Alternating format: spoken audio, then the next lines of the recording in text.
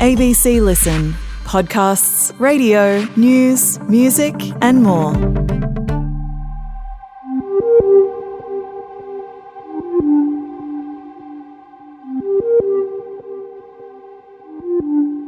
We've just finished a really intense day in court, which ended with Erin Patterson in tears. I'm the ABC's court reporter, Kristian Silva. And I'm Stephen Stockwell. It's Thursday, May 8, and it's the 7th day of this trial. Welcome to Mushroom Case Daily. The small-town mystery that's gripped the nation and made headlines around the world. Ms Patterson admits she lied to police about foraging for mushrooms. A doctor says he told Erin Patterson she could die without urgent treatment. At the heart of this case will be the jury's interpretation of Erin Patterson's intentions. It's a tragedy what's happened. I love them. So, Kristian, we had a very busy day in the courtroom today. It was really full on. Yeah, really heavy. Can you give us, kind of a quick wrap of what we've heard?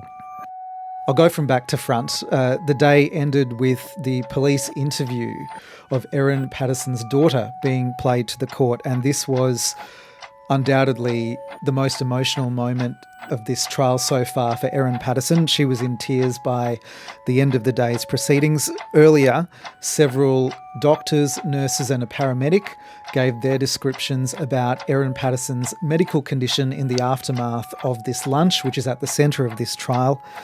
We also heard about the investigation that several authorities tried to undertake to find the source of the poisonous mushrooms. The evidence we heard this afternoon from Erin's daughter has been probably one of the most challenging things to watch. I think easily the most challenging thing to watch or listen to as this trial's progressed. I was following on the audio link, so I was listening to this evidence. You were in the room as this was happening. What could you see? It's just, you've done this job for a few years, but there's something that's really confronting when you see a 9-year-old in a police interview. She was sitting in a green armchair. She's so short that her legs don't even touch the floor. And across from her is a police officer, some colouring pencils, and that's kind of the setting of the room. And he's trying to take her through what she knows about this alleged triple murder. How is this framed? Paint me a picture, because I was only listening to this interview. Is this like a wide shot of just like a steel table, steel chairs? What does this room look like? Oh, look, it's not as cold as that. You can tell that this room, which has been set up, I think, at the Morwell police station, is designed for police to interview kids. Okay. But yeah, the officer is there a couple of weeks after the lunch to ask this girl about what she knows. And you got to remember, this is different to a normal police interview. He is even talking to her at the start of the interview about, does she know the difference between the truth and a lie, and even getting her to explain to him that she does know the difference. And then, she was asked about what she knew about the lead up to the lunch. It was really interesting. I mean, we spoke in the podcast yesterday about how cold the interviewing can be and the questioning is in court, but this felt very different. The style and manner was quite different. The police officer who was doing this interviewing was, seen to be much more gentle. As you mentioned, Erin's daughter is 9. And so, she was 9 at the time. 9 at the time, right. So she was 9 at the time. And the thing being asked about, does she know the difference between a truth and a lie was really sort of hit me at that point. And talking about the lead up to the lunch, and when she was asked as well why she was there, she's like, I'm here to talk about the lunch at my mum's house. She obviously understood why she was there and also what had happened in terms of her relatives dying. The officer asked the girl if she knew if this lunch was being organised in advance. And she said, yes, she was aware that Erin wanted to invite over these 4 guests. And she said, and I quote, she said she wanted to talk to them about adult stuff, is what the girl relayed to the officer. So to put that in context, what I think she's clearly referring to is this claim that Erin Patterson told the lunch guests that she had cancer. And as we've heard through this trial, her lawyers concede that she does not have cancer. The police officer then took Erin's daughter to what she remembered before the lunch. And the girl said she thought she saw Erin preparing some food in the kitchen. She thought she saw something in the oven, wasn't entirely sure what it was. And then she said that herself, her brother and their friend were dropped off at a local McDonald's, and then they went to see a movie. Later that day, when they came home, the girl described that Erin Patterson was complaining about feeling sick, and she said that she saw her mum going to the toilet about 10 times. She said that her mum was complaining of having diarrhea and a sore tummy. And what did she tell the police about the following day? She said she and her brother ate steak, mashed potatoes and green beans, which her mum said was the leftovers from the beef Wellington lunch. She said that her mum didn't feel that hungry and was struggling to eat and said that was because she was feeling sick. So her brother actually ate quite a bit of extra food. Yep. Was there any description around what that meal was, how it was prepared outside of it just being, steak, beans? Just that it was on a plate. Yep. How was Erin during this evidence? She's in the courtroom as this video is being played. Well, when the video started getting played, Erin was clearly emotional. I think over the course of the next half an hour, she did compose herself, but when it came to 4:15, the end of play for the day, the video was stopped and the jury got up to leave the room, and you could see Erin Patterson was incredibly emotional.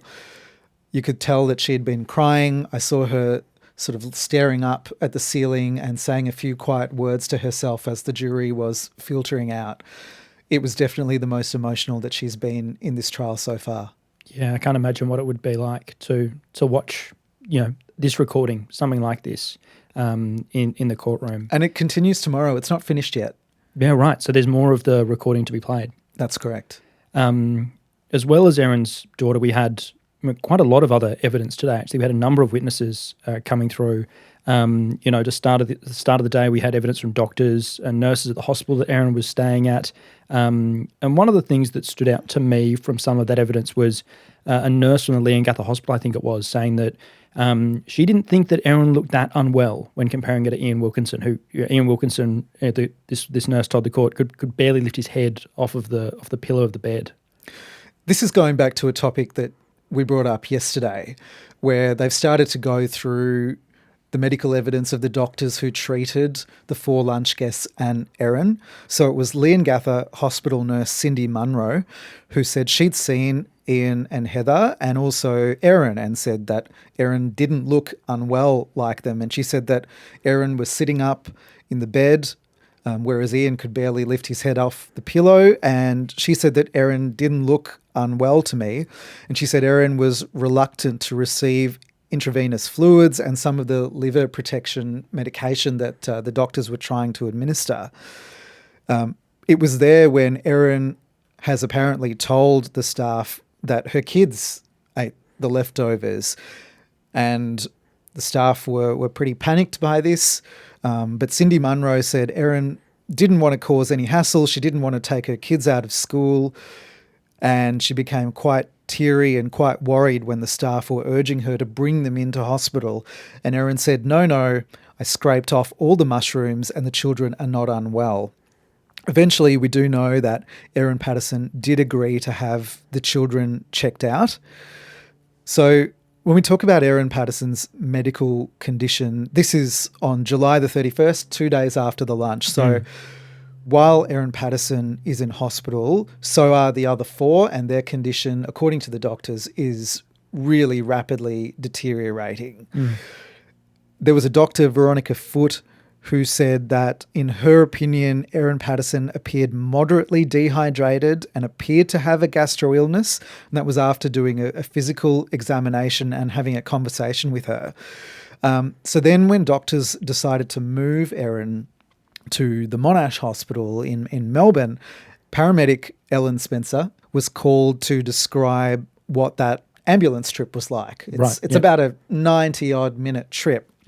And she said that Erin had told her that she'd been having extensive diarrhea over the last couple of days. So Elaine has said that she said to Erin, look, if you need to stop during this ride, let us know. We'll stop the ambulance. But she said Erin didn't need to go to the toilet once during the trip. And she described Erin Patterson as being fairly calm and nonchalant. And she said the journey was fairly uneventful. Yeah, right. Okay. That's interesting.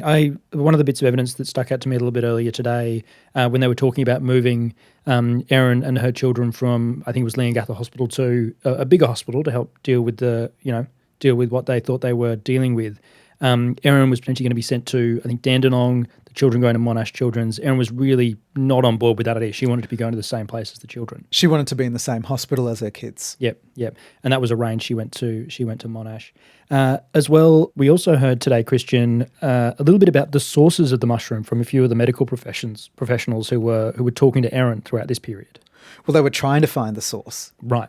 What did we learn? What did we hear? There were several medical experts who began quizzing Erin Patterson about where the mushrooms came from. We've heard Chris Webster, the doctor who was up yesterday, asked that question. Dr. Veronica Foote asked it. The nurses asked it. The paramedics asked it. And so did a toxicologist, or a former toxicologist, I should say, Dr. Connor McDermott, who works at the Victorian Poisons Information Centre. And he said he spoke to Erin Patterson over the phone on the 31st of July, 2 days after the lunch, to try to find out where the source was from. And Dr. McDermott said that, look, he was worried that this could be a public health emergency. Yeah, right. If there's the potential of toxic mushrooms being sold to the community, that was something he was very concerned about. So he spoke to Erin Patterson. So he says that she told him the mushrooms were sourced from the Leongatha Woolworths, as well as some from an unspecified Asian or Chinese grocer in Oakleigh, which is a suburb of Melbourne. So Dr. McDermott said he tried to ask Erin Patterson about which brand the mushrooms were, and he said he was told that they were unbranded. Mm-hmm. He then said that he pulled up a list of Asian grocers in the Oakleigh area, and he said to Erin Patterson that he would offer to run through all of the names he could find to see if anything jogged her memory. Mm-hmm. And according to him, she said she wouldn't even be able to recall the names if he said the shop list. And then she said that the shop might have actually been in another suburb, Glen Waverley, which is just nearby to Oakleigh. Right, yeah. One of the interesting things, this is a very small thing that I just noticed, is this conversation, and it sort of points to, I guess, the area we're in and the era and the ages of some of the people involved. But it was interesting as people were talking about where the source of the mushrooms was. Sometimes it was Woolworths. Other times you'd have witnesses saying, "Oh, it was Safeway." Safeway, yes, the former name of Woolworths. Yeah. So some people, I know, growing up, I remember it being called as Safeway, and it was quite a change when they made that. So clearly that name is still stuck in some people's mind. Stuck in the minds of a few people. So further confusing the sources of the mushrooms in front of the jury occasionally today. But no, it was, I think we got to the bottom of it. It was clarified, yeah. Thank you for all of that, Kristian. We do have a few questions that have popped in from people listening to Mushroom Case Daily. If you'd like to get in touch and send us an email, please do. mushroomcasedaily@abc.net.au. We have one here from Annie, which is very relevant to what we've been talking about. She's wondering, how did they discover that it was death cap mushroom poisoning? Annie, look, in summary, it was through a whole bunch of medical tests. And even after the 3 lunch guests died, they performed an autopsy and they found evidence consistent with death cap mushroom poisoning. So you're talking about things like liver failure, and that's how they drew that conclusion. Yeah. And that's also worth noting, the defence does not dispute that the 4 lunch guests suffered from death cap mushroom poisoning, and the defence has also said that Erin Patterson was sick. They just concede that it wasn't to the level of the other 4. Yep. Another question here from Marshall from Maitland. We were talking about this a bit before, so I think we actually answered this question, but I'll throw it anyway. What leftovers were there for the kids? Sounds like they were eating some of the leftover beef. Is that right? So Erin Patterson told several of the doctors that the kids were fed some of the leftovers of the lunch meal, just not the mushrooms and the pastry.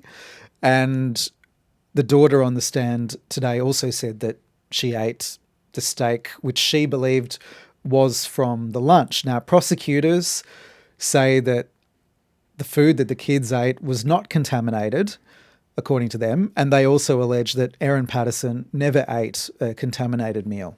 Yep. And just to wrap things up as well, Alice is listening from St. Louis in Missouri in the States, and she asks, you say that the food dehydrator was found at the tip. What is a tip? Is this a second-hand or a thrift store? Alice, fantastic question. Thank you for listening from overseas. A tip is like a rubbish dump or like a refuse centre. I'm actually not sure of what... So the place is called the Coonawarra Transfer Station and Landfill. Yeah, but Alice, generally like a landfill, not a second-hand or a thrift store or anything like that. So thank you for your question. So, Stocky, we're expecting the rest of Erin Patterson's daughter's police interview to be played to the jury tomorrow. It is only a half day in court.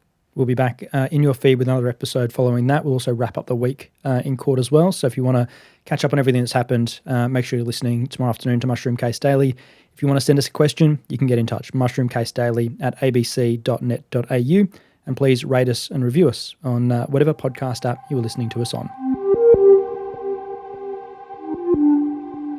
Mushroom Case Daily is produced by ABC Audio Studios and ABC News. It's presented by me, the ABC's court reporter, Kristian Silva, and producer, Stephen Stockwell. Our executive producer is Claire Rawlinson, and thank you to the ABC's Victorian Newsroom, Audio Studios manager Eric George, and our true crime colleagues Tim Roxburgh, Rachel Brown and Yasmin Parry. This episode was produced on the land of the Gunai-Kurnai people. You've been listening to an ABC podcast. Discover more great ABC podcasts, live radio and exclusives on the ABC Listen app.